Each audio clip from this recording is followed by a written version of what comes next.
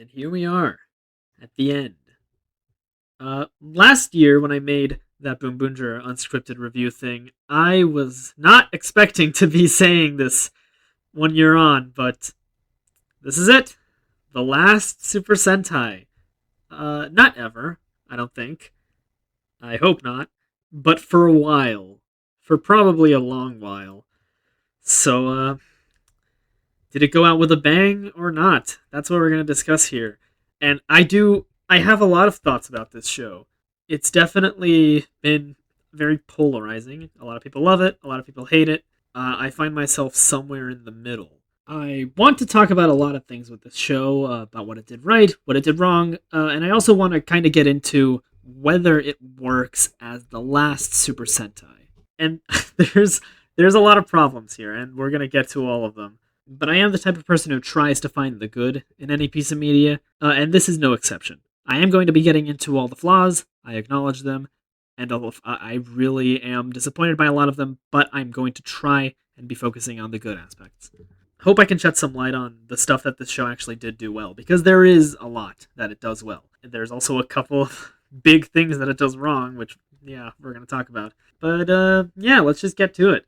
Actually, going back and knowing that this was always planned to be the last Sentai, puts a lot of things into perspective and makes a lot of things make much more sense in hindsight. Particularly why they did the weird thing with the 50th anniversary, with how this is the 50th team, so it counts as the 50th anniversary. Like, normally in any usual, ever since like Gal Ranger or whatever, they've done the thing where they have the anniversary season be the year after the anniversary year. It's like Gal Ranger came out in 2001, which was the year after the 25th anniversary of Sentai 2000. But Gal Ranger was the one that celebrated the 25th anniversary. And they did the same thing with Bokenger, and Gokaiger, and Juoger, and Zenkaiger. And then all of a sudden, Gozyuger comes in and is like, no, actually, we're going back on that, and we're just going to do the 50th anniversary on the 50th year. And now, knowing that this was the last season and that they knew this was going to be the last season going in, it makes a lot more sense why they did that. Because it felt really weird.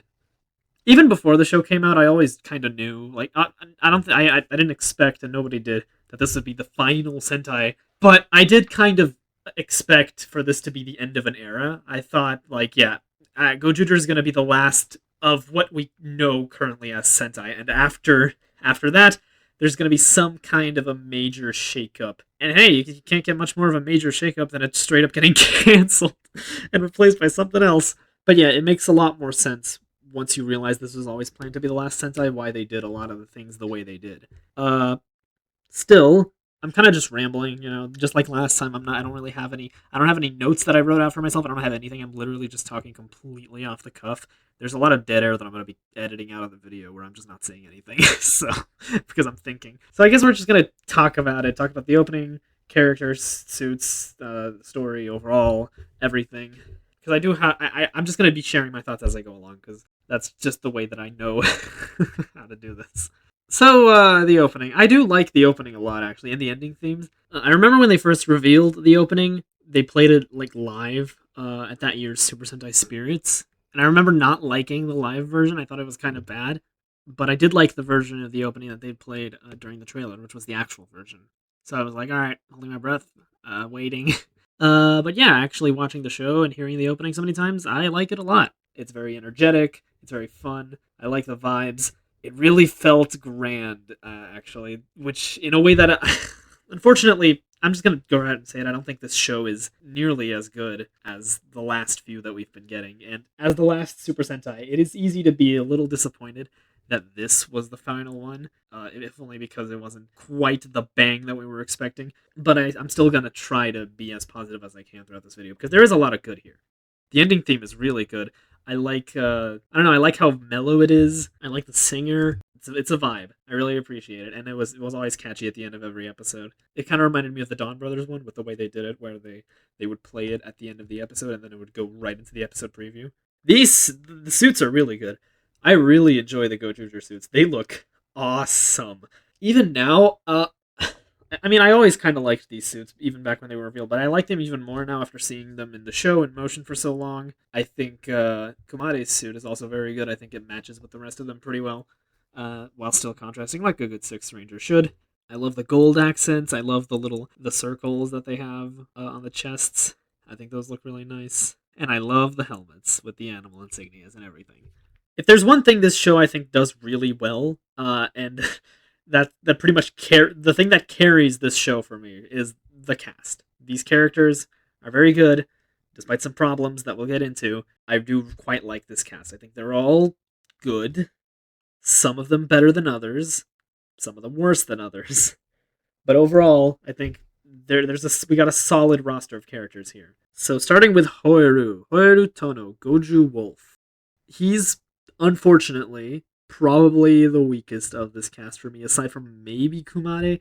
I like Hoeru. I think he's fine. I think he's a decent character, but he's not great.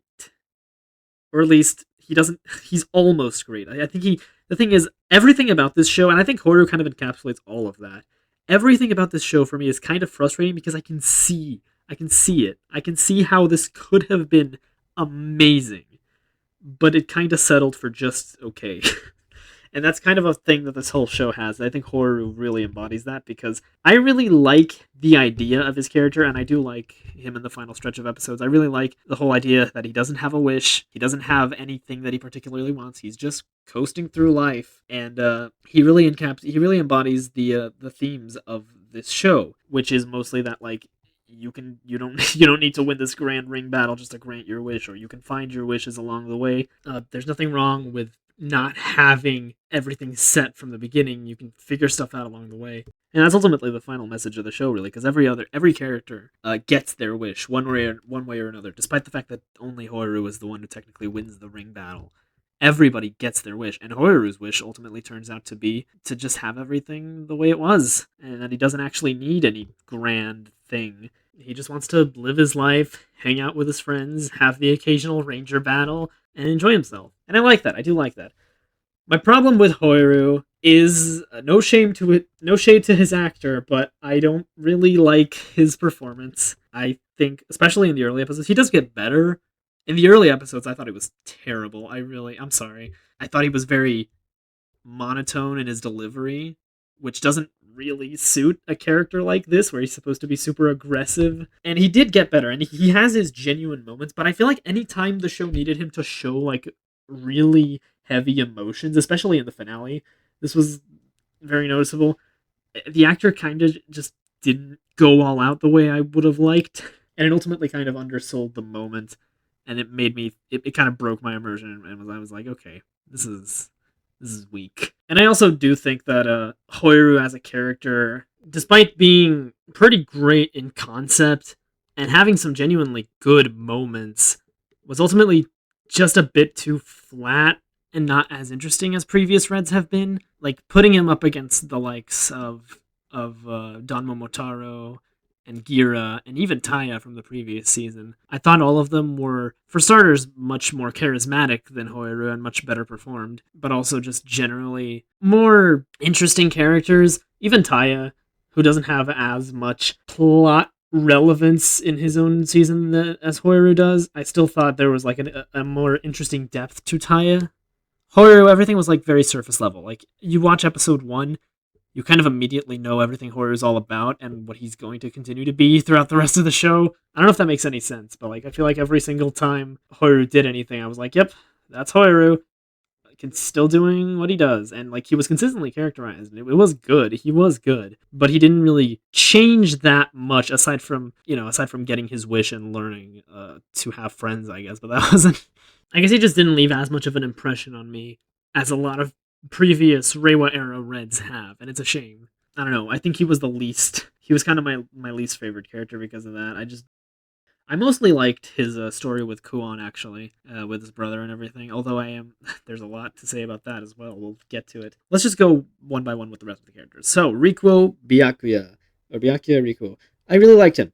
I thought he was fun, very charismatic. His actor is great. I liked his whole relationship with Bouquet. I thought it was really wholesome. I quite enjoyed his ending as well. I enjoyed his arc about overcoming his insecurities, and getting to pretty much be an idol again, get his fan base back, and stop being afraid of losing, essentially, which I thought that was really nicely done. So yeah, overall, he was just kind of a cool, fun presence all throughout the show that I always enjoyed seeing. He didn't get quite as much focus as the others, I think, but he was good. I like him. Here's to 100 Nights with You. So going from that to probably my I have a three-way tie for who my favorite member of this team is. So let's just start with the first one. Bakugami Ryugi, Goju Tirano. He was great. I really enjoyed him. He was a ton of fun. His actor put his all into that performance. It was really good. I loved his worshiping of Tega Sword. I thought he was really funny, and I thought he also had some great emotional depth when he needed to as well. He was one of the highlights of this show for me. Then there's Kinjiro, who is Goju Eagle. I actually really liked Kinjiro as well. He might be up there as one of my favorite Green Rangers at this point. He was a ton of fun. I thought again his performance. It feels wrong of me. I mean, I feel bad praising every other actor's performances when I just kind of chat on Hoiru earlier, but like, I'm sorry. That's just kind of how I feel. I do love his actor's performance, both of them, the old man and the young man. I like how the younger actor manages to really, he really sold the whole old man stuck in a young man's body thing with his mannerisms, the way he talks, the way he conducts himself, very much feels like an old. He very much gives old guy energy, and I really appreciate that. It contrasted nicely with him trying so hard to be hip and cool. And genuinely, I think Kinjiro had some of the most earnest, sincere, and nice scenes in this show. I really appreciated his arc, his storyline with his family and his dead wife, and his relationship with the rest of the Gozyugers, and him ultimately deciding to forego winning the ring war because he realized, I can grant my wish some other way. I don't need this. Although one gripe, it's not really a gripe. I kind of wish he hadn't gotten to stay young. Like at the end of the show in the final episode, they say, "Oh, Kinjiro's still going at it, living a double life, being young and old." And I kind of wish he just went back to being an old man fully. At the end of the show, I do wish he had just stayed as an old man. I think that would have been better. But still, his story is very good. It was very heartwarming. Genuinely, probably some of my favorite moments. He is up there as one of my favorite Greens. Now, he's great. Now, we have to finally address the unicorn in the room, don't we? Sumino Ichikawa. So I'm gonna start by talking about the character because there's a lot to say about this one that isn't really involved with the actual story of the show or the writing. So we do have to talk about Mai Imamori, but first, start with the character. She was great. She was my favorite all the way from episode 1 or whenever she first really appeared, all the way up to when the thing happened. Maya Imamori, this is no secret to anyone, she was treated terribly. And the way she was unceremoniously fired and written, basically, and just replaced, it was terrible. It sucked. It put a lot of people off from watching the show as well, including me. I actually didn't watch the rest of the episodes until like much more recent, like a few days ago when I was gearing up for the finale, and I was like, okay, I gotta binge all of this now. Ever since Maya had gotten replaced, I actually hadn't been in the mood to watch Gozyuger at all because the way her replacement was handled was so bad, and her absence was felt so hard, and I just felt wrong watching the show after everything that happened with her. Ultimately, I can't really blame Toei for what happened, if only because they were legally obligated to replace her after her agency fired her. Like, yeah, there was nothing Toei could do about that, although they could have handled it better, yes, but this is ultimately Maya's agency's fault. And Bunshun, stupid goddamn tabloid hacks. I feel really terrible for Maya Imamori. I feel horrible that she got this once-in-a-lifetime chance to be part of Super Sentai ripped away from her in such a terrible way. And I also feel really bad because the way her exit was handled had all the subtlety and grace of an atomic bomb being dropped on the heads of everyone involved. I'm going to talk about both of her performances. Let's start with just talking about Maya. She was really, really good in the role. She was funny, she was charming, she was really good at handling the emotional moments as well. I really, really liked her in the role. She was my favorite character all throughout while she was on the show. And then she got fired and replaced with Kohaku Shida, who I like. I like Kohaku Shida. I liked her in Dawn Brothers. Nothing against her. It's not her fault. She was just doing her job. And she did her damnedest. But you can immediately, First of all, I'm really surprised they actually tried to explain away the fact that Sumino had a different face and voice.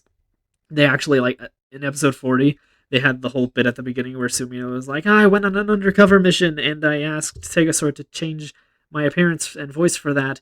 But now it's stuck like this permanently. Oh no, oh god. And then Bianchi is like, well, I think you look good. And she's like, okay, well, I'm just going to keep this then. And that's it. That's how it's done.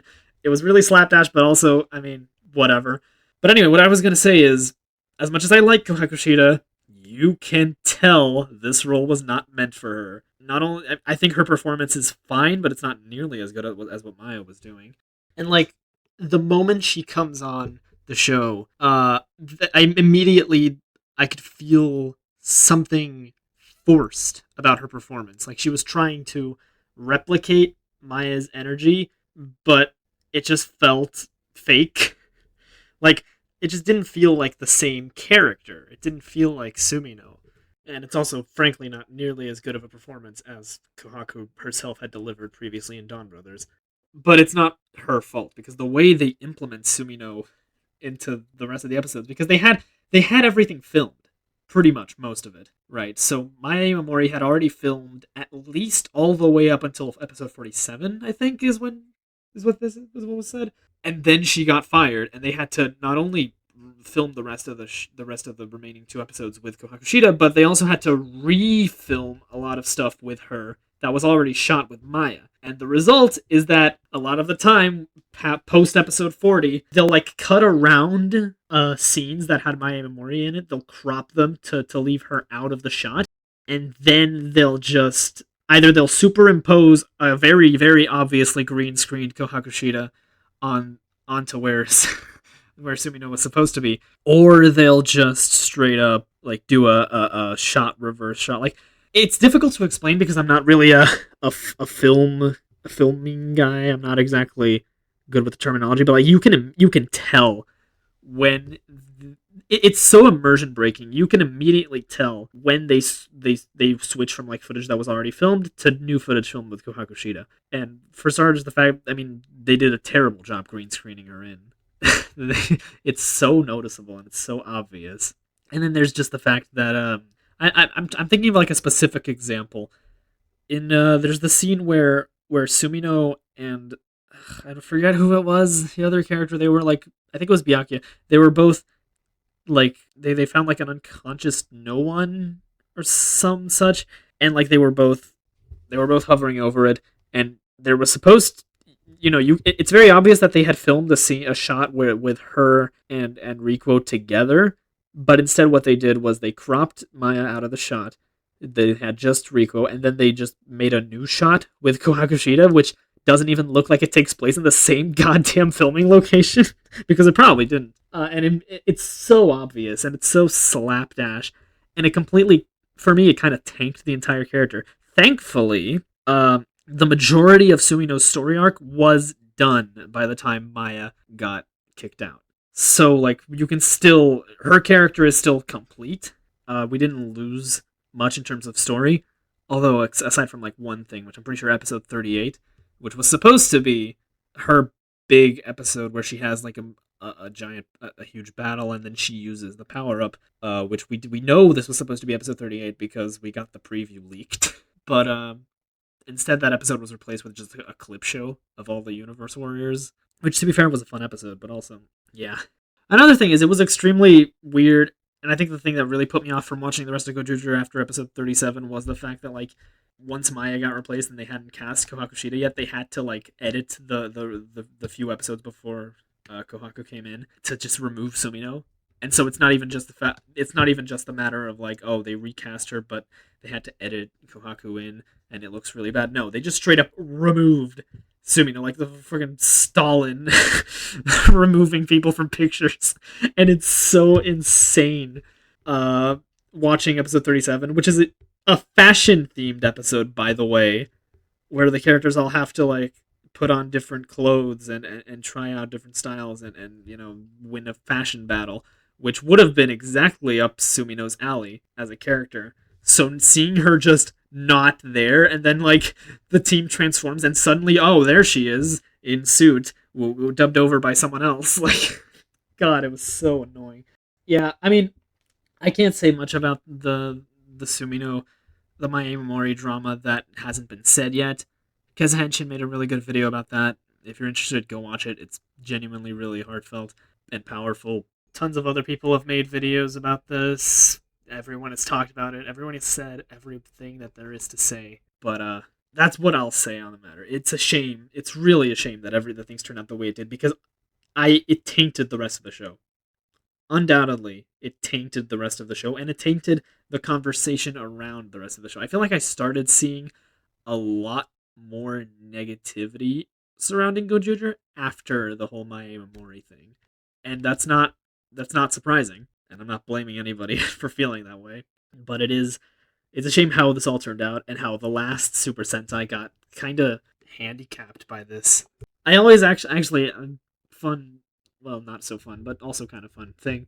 Back a few years, well, for the last few years, I've always wondered what it would be like if an actor in Sentai just had to get suddenly replaced due to some uncontrollable emergency like this. My thing was always like, what if one day like something happens and a Sentai actor just cannot keep filming, like mid season it just happens. And I always had this thought in my head, like, what if? What would that look like? And I got my answer, and I didn't like it. So that's something. Anyway, as a character, Sumino, I still really like Sumino. I can only hope that one day, it's unlikely, but I can only hope that one day, maybe, Toei will release the original cuts of at least some of the episodes that Maya had filmed. It's very unlikely that it'll happen, but, at the very least, I feel like episode 38 would have been pretty much completely done and edited by the time Maya was fired. So that should be in there. It should be in the archives. So who knows? Maybe one day Toei will release that once all the thing with their agency has kind of bowled over and they're actually legally allowed to release stuff like that. But it's unlikely that we'll ever see it, unfortunately. So yeah, that's all I have to say about Sumino. It's very funny. I spent like 10 minutes talking about just Sumino because there is that much to say. That pretty much does it for the main cast, the main 5 Rangers. So I guess we're just going to talk about Kumade next. The 6th Ranger, who I see a lot of people slandering online and hating on. And I don't entirely agree, but I also don't entirely disagree. Kumade is a very interesting case because I feel like they tried to make him out to be a lot more important than he ended up being. And what I mean by that is, like, they introduce him as this insanely powerful god, essentially. You can just pretty much do whatever he wants. He helps people. He beats the Gozyugers at their own game. He's better at fighting than they are. He's much better at winning number 1 battles they are. He is the winner of the previous Ring War who got his wish granted. And then they kind of don't do anything with that, aside from like some rivalry bits with Horu that also don't really go anywhere. They pretty much resolve his whole thing in like 2 episodes, and from that point on, he's just kind of there. And he is getting stuff to do. He is getting plenty of story relevance, but he's not getting as much development as I think he could have. I did like him. I thought he was I thought he was funny. I liked his gimmick of demanding money from people he helped. I thought that was funny. I liked his relationship with Bear Kuma and Goodieburn mostly. Although Goodieburn is a whole thing. I'll talk about that when we get to it. Bear Kuma was fun. We can just talk about him because he doesn't have any major importance to anything. So yeah, Bear Kuma was funny. He was voiced by Gira from King Oger, so that was nice. But yeah, Kumade was just kind of aura. He had aura and not much else. Hype moments and aura, the character. I did like him overall, but he's probably up down there with Horu as probably my least favorite character in this show because he just didn't get nearly as much to do. I honestly think even he has the same problem as honestly Sakito from Boom Boonger, where he kind of never really felt. I don't know. He never felt like a part of the team, even though he was. And honestly, after the whole Maya Mori thing, he kind of replaced Sumino as the 5th member. So, but the problem. I never really warmed up to him the same way I did some of the other characters. Similarly, like I did with Sakito. And it's weird how 2 6 Rangers in a row have done that. Even though they were never like... I don't know, I feel like most 6 Rangers have usually been a lot better about this, historically. Especially, like, considering... God, I mean, you can't... I know Jeremy from King Oger is a tough as hell act to follow. That's how I chalked up Sakito to him just coming after Jeremy and me being a little like, okay, I loved Jeremy so much that I kind of couldn't love Sakito as much. And that's that kind of the reason that I settled on for why I didn't like Sakito as much as I did the rest of the Bimboongers. But also, then Kamade comes in and has the same problem. I do think that there's a way these two characters could have both been handled a lot better. I don't know. I do kind of like Kumade more than Sakito though. I'll give him that. I do prefer Kumade to Sakito, even though they have the same core problem. I do think Kumade was more memorable to me. He had more presence, and also he was funny. Which Sakito, I mean, I like Sakito enough, but Kumade was a lot more entertaining to watch. And I did like some of the focus episodes he got. I liked his relationship with Bouquet, although I do wish that got developed a little bit more. We only ever got one episode of that, and one scene in a later episode that alluded to it. But otherwise, yeah. Speaking of Bouquet, I guess this is the segue to talk about the villains. Brydon. On one hand, I really like them. On the other hand, I think they're just okay. The two main yeah, Bouquet is my favorite character in this show. I'm just gonna go ahead and say it. She's the best. I love her arc. I think her performance is great. I think she's adorable. I really like Bouquet. She is my favorite. I also really love Fire Candle. I love the two of them together. I love how good friends they are. And I actually, the main thing that I'll say I really appreciate about Brydon is that I like how much they care for each other, and how they kind of fit with the big theme between like Brydon and Tegasword is that they're a family that's kind of splintered, and that's also the thing with that's kind of a thing with every character in a sense for the most part. Like Koiru and his brother have the whole thing going on, and then there's Sumino and her sister. Ryugi pretty much abandoned his family to go off and be devoted to Tegasword. Like there is a whole theme of broken families going on throughout this show, and I think Brydon represents that because June and Tegasword are basically divorced, a divorced married couple. That's what they're supposed to be, and like Goodiburn is their son who's kind of caught in the crossfire of that. And I did appreciate that. Do I talk about Goodiburn here? I guess I should, because this is the part where he's relevant. I'm going to talk about like Goodiburn, Tegasword, and Tegajun all together. It's a little difficult to talk about them. Tegasword was kind of just okay. I wasn't a huge fan of him, to be honest. He was voiced by Yuki Kanji, which was nice. I like his design. I do wish that he got more development as like a person, because it feels like he's just kind of, I don't know. He's just a god who knows everything, and he gives the Gozyugers all the information and exposition that they need, and he's almost like never challenged on anything aside from the end. Like the only part where I felt like Tegasword actually developed as a character was the final bit with him and Tegajun, where he actually had to come to terms with trying to rebuild his family along with Goodiburn. Otherwise, I mean, he was just kind of boring, and that's my main thing with him. I just thought Tegasword was a little boring. Tegajun was equally kind of boring, but at least she had a more interesting presence. But I feel like the two of them only pretty much only got any sort of development in like the final few episodes, and it is a little bit of a shame. Goodiburn, equally, and probably even more so. The problem with Goodiburn is that he just wasn't there a lot of the time. His character completely ignored for the most part. He was just kind of there, and he was Kumade's mech, and he had like some focus at the beginning when Kumade first showed up, and then he just kind of got ignored for a while until the very final few episodes where he started getting a lot more focus with him and his parents. And I do like that story. I like the story of him like kind of, first of all, leaving his parents, changing his name, and eventually them having to kind of accept him for who he is. Now, I appreciated that they stopped calling him, once they had the whole resolution, they stopped calling him Teganakuru, and they actually started calling him by his new name, Goodiburn. I don't know, something about that. I really appreciated that they accepted him for his new identity and everything. I thought that was cute. And I do like that whole story, those episodes in No One World, where he gets captured and then he kind of has to resolve things. I liked that. I thought that was good. And I liked ultimately Tegajun and Tegasword's resolution, and them starting over and trying again. But it was too little. Well, I won't say it was too little, but it was too late, to the point where I feel like if they had built this up a little more throughout the rest of the show, I would have probably liked it more. But that's the main problem with Gojuger, and the main thing that I think holds this show back is that for a good while there, it felt like it didn't know what it wanted to do. It felt like this show was just kind of moving along, developing its main characters pretty well, I'll give it that. But the main story just kind of felt like it was not progressing for like the majority of the show. And it was only like after episode 30 something that we started getting anything.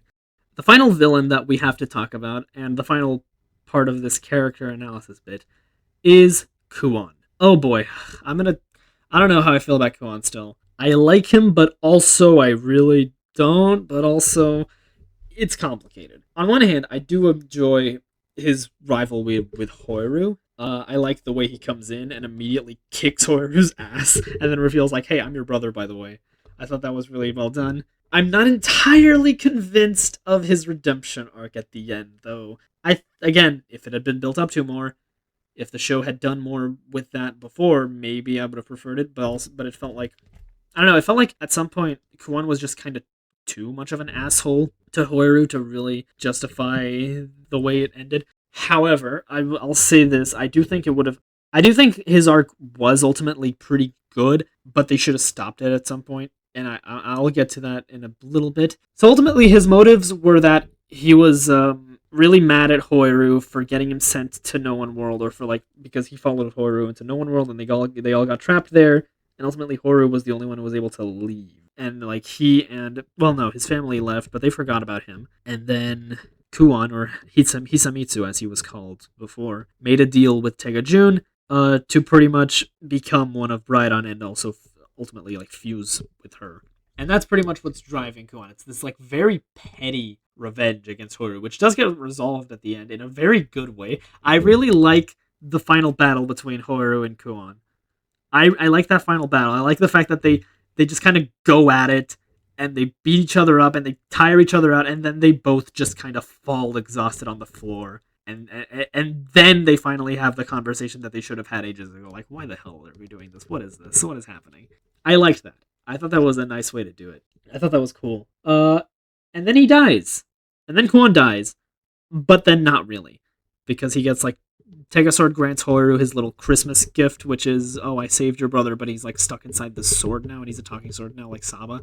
And I don't know how I feel about that. I genuinely think it would have been better if he just stayed dead. I honestly wish Kuon had just stayed dead. I wish he didn't get brought back at the end. I think it would have been a better resolution for his character, because I feel like Hoiru forgives Kuon for everything a little too easily after all is said and done. And that probably wouldn't have been as much of a problem if Kuon had died and hadn't just come back. And then they're all like suddenly buddy. So I'm not a huge fan of how Kuon ended. I do wish he just died. And then like instead of Hoiru's like Christmas wish being like, oh, I wish my brother were here, because like we have that whole scene at the end of the episode where everybody's talking about where they're spending Christmas. They say Sumino's spending Christmas by her sister's side as an excuse for why the hell she's not in the room with us, because they couldn't be bothered to reshoot the scene with Ko Hakushida. Anyway, they have everybody talk about who they're spending Christmas with and what they're going to do for Christmas, and Hoiru just kind of looks out sadly because he doesn't have any family left. And I thought that was a very effective scene, but I wish that instead of the end to that scene being, oh, hey, your brother's back in sword form, I wish it was just like, oh, hey, Hoiru, I mean, you might not have any blood family left to spend time with, but you have all your new friends, the Gozyugers, and you can spend Christmas with them. And that would have been, I wish that would have been the end of the scene and the end of the episode. I wish they hadn't brought Kuon back, ultimately. That's my thesis. I don't think, I think he should have just stayed dead, and I think his character would have been better for it. But hey, that's that. And boy, I've been recording for about 40 minutes already. Oh, geez, this is a lot. Hi, editing Kuma here, to add this bit in, because I realized while I was editing this thing, I forgot to talk about Mr. Shining Knife and Mrs. Sweetcake. I just forgot about them. I liked them. I thought they were pretty good. I enjoyed their dynamic. I thought they were funny. I liked how they were just kind of in the background, always commentating over the stuff that was going on in Brydon. I enjoyed their story. I liked I liked Mr. Shining Knife's story and how he was related to the Calamity, and then they ultimately accept him. It was nice. They were wholesome, but they didn't really do much, and they didn't really leave much of an impression on me. So I I just forgot to talk about them here, so I'm just gonna throw this in. All right, back to the normal video. Now that we've pretty much talked about all the characters, I want to actually get into the anniversary aspect of this show because there's a lot of stuff here, and a lot of it I don't think is handled all that well. So let's talk about the Universe Warriors. Boy, these guys. Some of them were good. Some of them were unutilized. Honestly, the Universe Warrior idea feels like something that they should have put more focus on instead of the No One monsters. Like, you pick one or the other. I think the problem with the Universe Warriors is that they just felt like another concept that this show was trying to tackle. One added to the pile, and they didn't have time to flesh out anything. The No One monsters were fun. I enjoyed their gimmick. I enjoyed that every battle was less of a traditional monster fight and more just like a contest to see who could do these particular things better. I did enjoy the number one battles. I love the announcer. Go, go, go, Juja. I like that bit where they announce themselves, and I like that the way the focus episodes were handled was like each ranger would win a respective number one battle in an episode, and that would be like their focus episode, their development. I liked that, and I thought some of the monsters were fun. The problem is that the Universe Warriors being added into the mix kind of made it so that you couldn't focus on them at all. The way this show pretty much chooses to celebrate Sentai's anniversary, and I really liked this idea, was take all these Red Ranger powers, give them to random people, and just have that conflict where you have these new characters using old powers, but they kind of twist them in a sense, and I appreciated that. I think I'm gonna be honest, so I think we should probably talk about them in order. At least I'm gonna try to remember what their order is.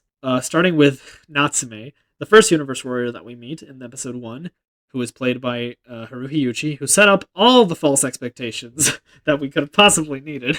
So he's supposedly a friend of Hoiru, or slash colleague slash whatever, and he also wants to become number one. And they set him up, and they never pay him off. I remember when episode 1 dropped, and everybody was like, "Oh, Natsume's gonna come back in like episode 30 something with all the rings," and even I was thinking that, obviously. And then the way his character is handled is so funny to me because they have Origa Red come in later in like episode 40 something, and he has the King Oger ring, and he's just like, "Oh yeah, Natsume, he gave up." It's not even I defeated Natsume off screen and took his ring from him or whatever, or like Natsume got defeated by something and I just yoinked the ring. No, it's literally, oh, you know how Natsume had that whole final scene at the end of episode 1 where he was like, "All right, Horu, I'll be back. You'll see me again and I'll be stronger than ever and we'll have a proper battle." No, he just gave up on that. He just gave up on that off screen, and he just handed me the ring. He was like, "Yeah, whatever." That I thought that was so stupid, but it was also very funny. So I don't know, it was funny. But yeah, I mean, Natsume set up a bunch of false expectations because we expected from him that every Universe Warrior was going to be played by a previous Sentai actor who was going to be playing a different character with some kind of like fun contrast on their personalities, and that ended up not happening. Although we did get some interesting stuff from this, but not not only did they not do as much as I wanted them to do, they didn't do the things that they did do as interestingly as I wish they had done them. The best Universe Warrior is Tokonatsu, and that's like probably a common opinion. I don't know what everyone's opinions on the Universe Warriors are, but like, yeah, Tokonatsu, he's the best. I love him. He's a ton of fun. And I actually really enjoyed the way he twisted the Don Momotaro identity, kind of contrasted with the original. I really enjoy Tokonatsu, and I wish that every Universe Warrior could have been like him, because he actually does a lot of really interesting things with Don Momotaro, where, you know, the original Don Momotaro, the whole thing was that he was unable to lie. He was honest to a fault. That was what made Taro, to me, such a likable character, ultimately. And Tokonatsu kind of takes that and is like, "Nope, I'm going to use these powers, but I'm a politician, so I actually do lie a lot." And I like that. I liked that little inversion. I wish that all the other Universe Warriors had something as interesting going for them. I also just really like Tokonatsu's arc. I like his friendship with Hoiru. I just really enjoy his performance. His actor is super charismatic. And I liked seeing him at the end, in the final episode. I clapped when he showed up at the end. He's awesome. But none of the other Universe Warriors ever really reached the same highs that he did. I liked the Ranger one. I forget what his name was, but I did like him. I liked his story. I forget if it was his girlfriend, right? Who died and got like placed and ended up getting absorbed into a No One monster. I liked his story. I thought it ended really good. I really liked also the way they did Riku in that episode. That was one of my favorites in the show. So I did like that. But I also don't think I haven't watched Power Rangers, so I don't know if there might be some kind of interesting thing that I'm not reference that I'm not getting there because I haven't watched Power Rangers, so I couldn't tell you. Then there's the Die Ranger one, who was it Genji? His name I think is. It was an episode that I really liked. Right before shit hit the fan with Sumino, actually. Well, it was the last episode that came before that. But I really liked that episode. I really liked him and Kinjiro and their dynamic. And I liked what that episode did for Kinjiro as a character. Why was it Die Ranger, though? I don't think there was really any reason for it to be the Die Ranger ring specifically. If anything, I think it would have made a lot more sense for him to use the Tokyuger ring because that was his whole thing. It was like age and eternal youth and everything. So I think they should have made him Tokyuger. I think that would have made a lot more sense.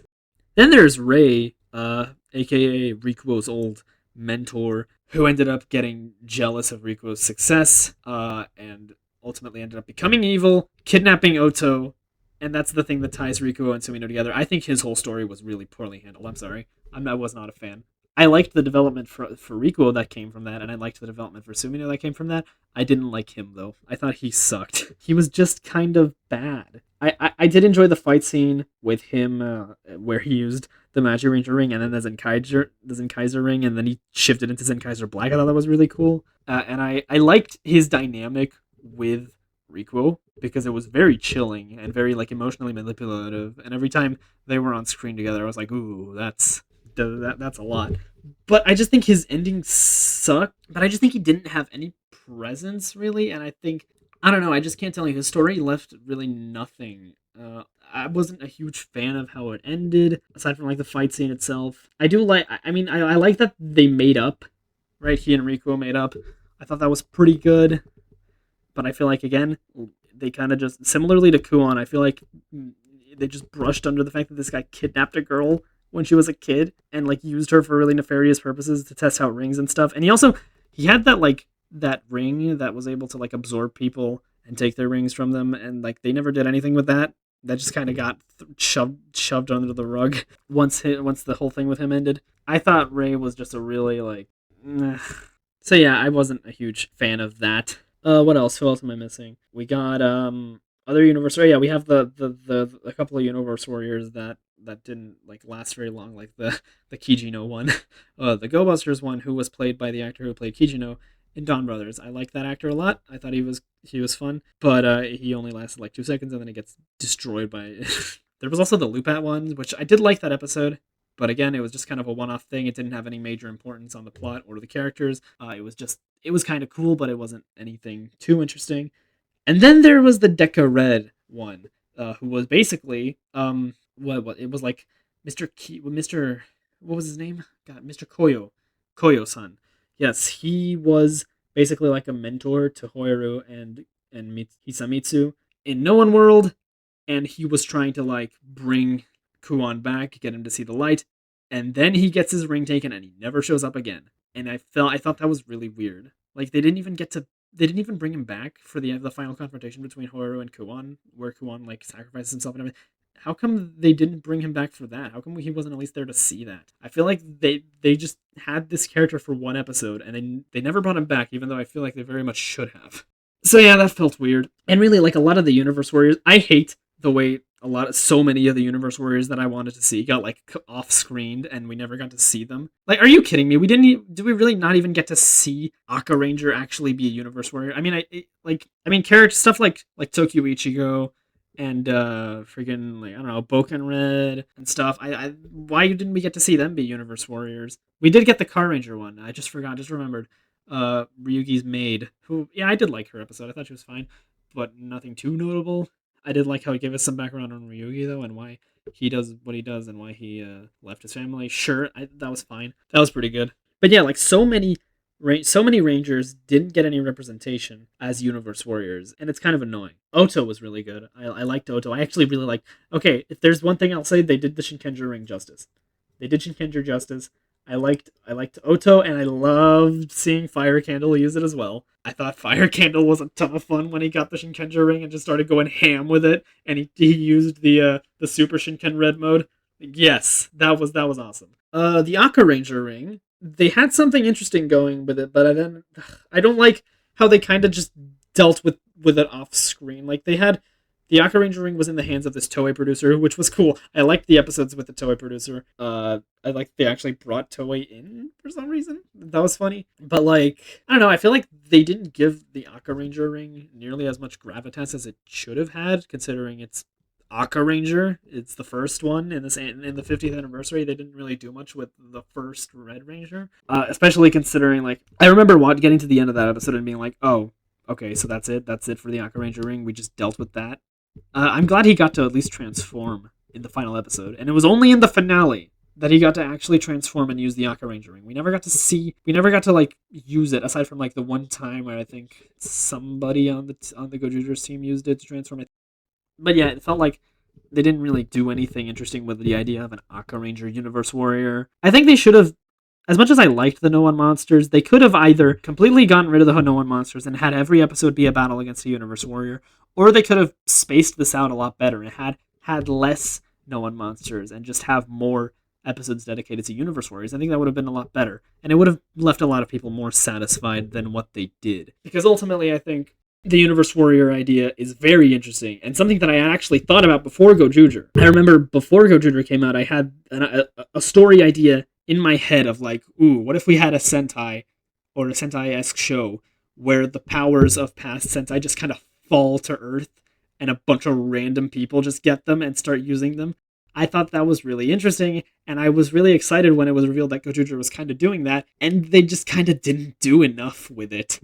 I didn't think they did enough with it. It was a very undercooked idea. The other way they celebrated the anniversary, though, was in the final stretch of the show with Origa Red, who I actually liked, but I also question what his point was. I liked Origa Red. I really liked that it was actually, like, they did that contest at the beginning where they were like, all right, kids, draw a Sentai, draw like your own Red Ranger and submit it, and we're gonna choose one, and we're gonna put him in the show. And I really enjoyed that. I'm very happy for the kid whose Ranger got chosen. I'm sure they must be very, very proud of themselves.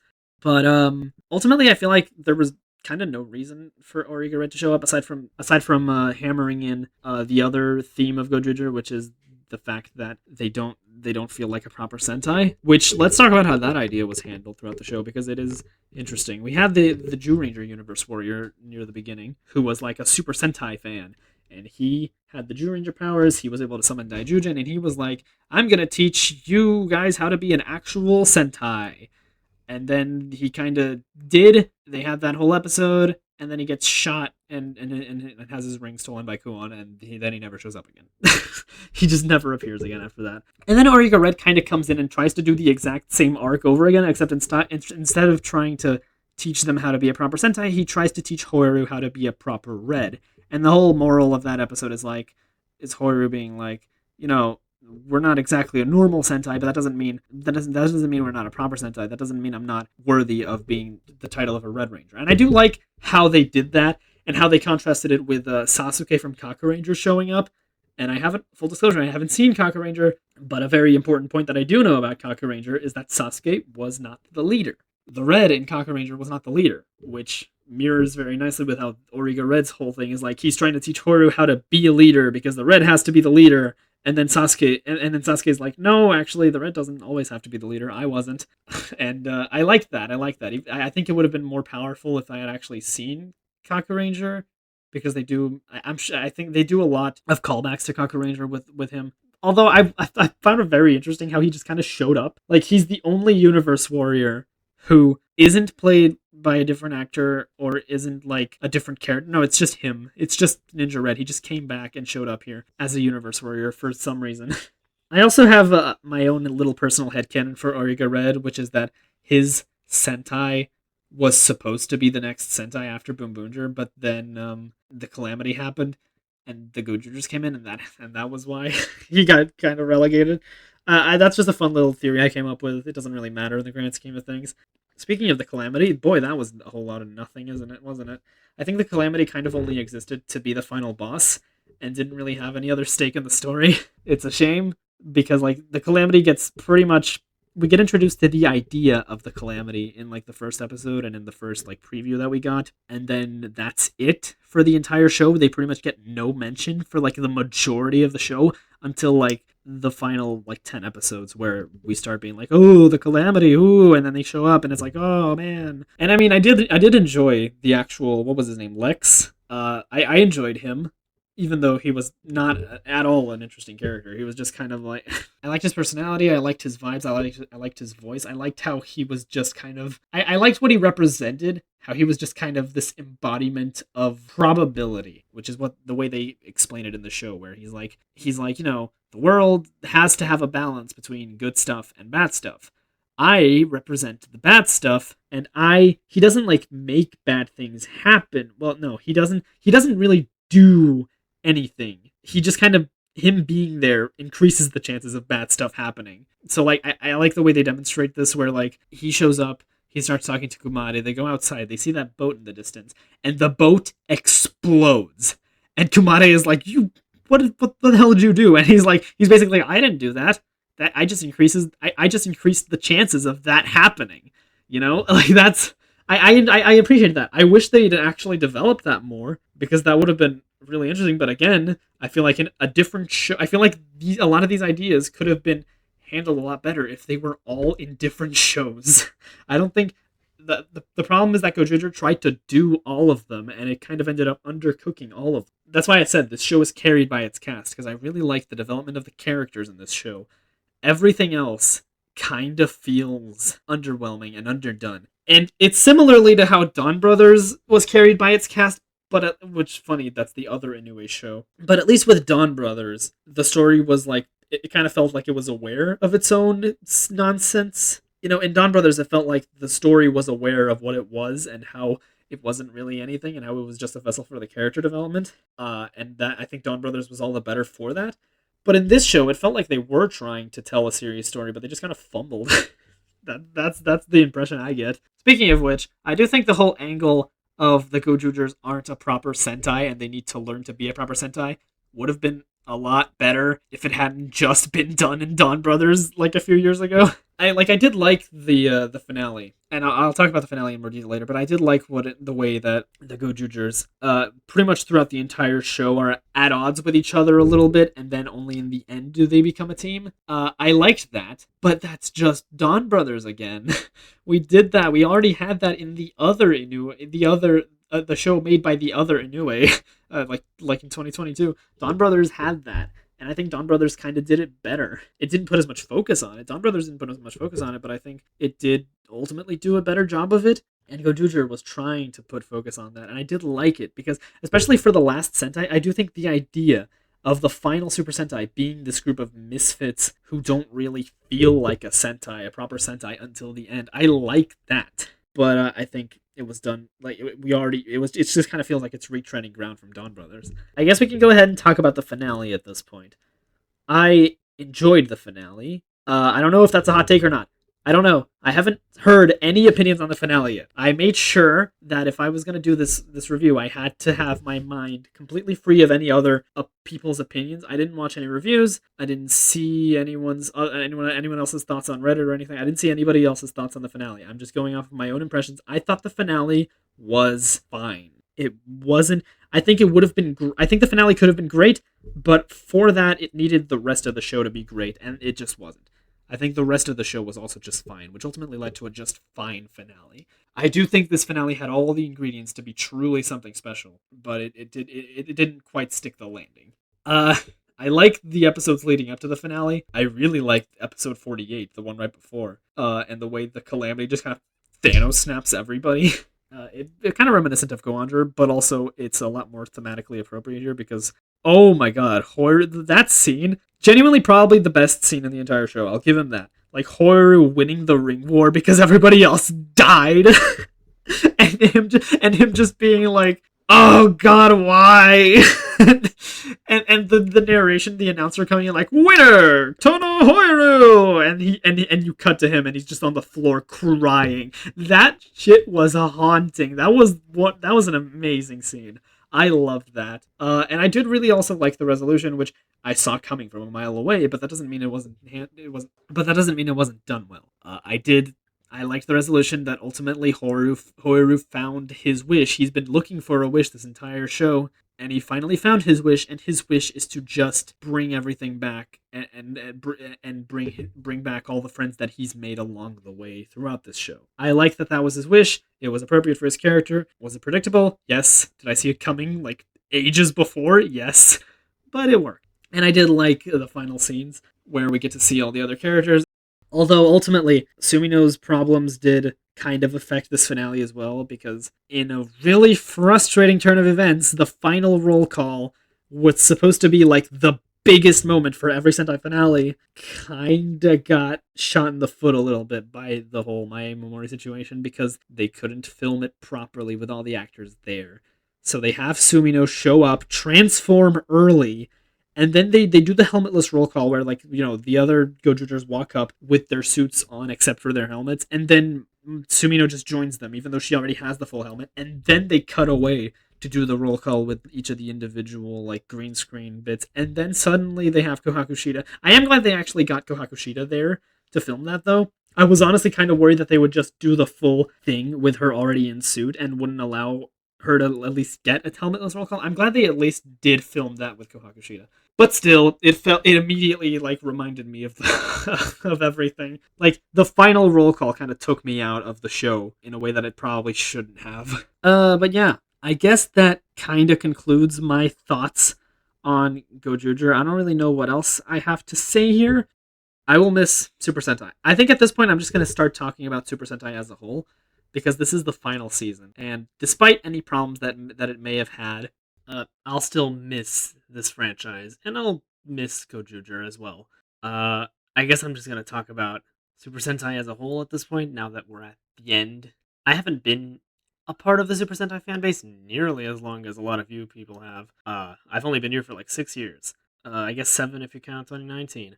I really only started watching Sentai during the pandemic, 2020, when Kira Major was first coming out, and over the last 6 years, it has been a joy immersing myself in this fan base, immersing myself in this series, in its history, in all of these different shows, getting to watch them, getting to talk about them, think about them, even getting to start reviewing them. Super Sentai has been a massive part of my life ever since I first discovered it, and I am extremely thankful for it. I have hope that one day it will come back. I don't think this is the end forever. I don't think anyone really thinks this is the end forever. This is a hiatus, but I'm sure we will see this franchise again someday. Until then, I guess I'm just going to keep doing my thing. I'll keep doing my retrospectives, keep talking about the previous shows, keep watching the previous shows. There's a lot of Sentai seasons that I haven't even seen yet, so I have got to catch up on those. I guess this hiatus gives me some time to do all that. So yeah, I'll still be here, making videos.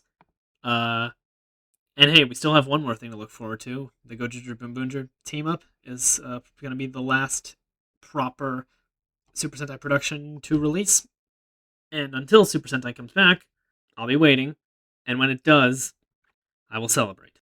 So I guess I just kind of wanted to leave it on that note, because this franchise does mean a lot to me. Super Sentai means a lot to me.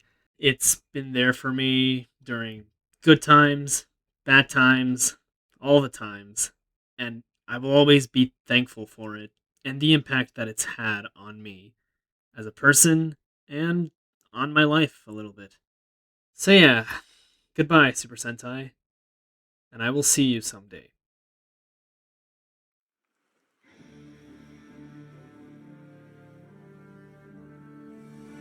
スーパー戦隊は決して終わりではない。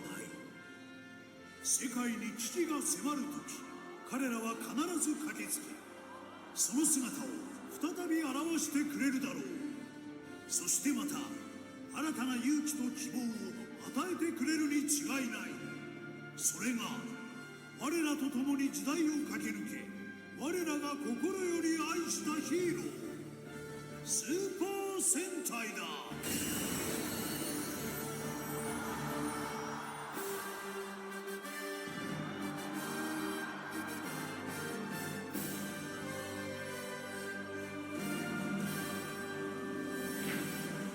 たを諸君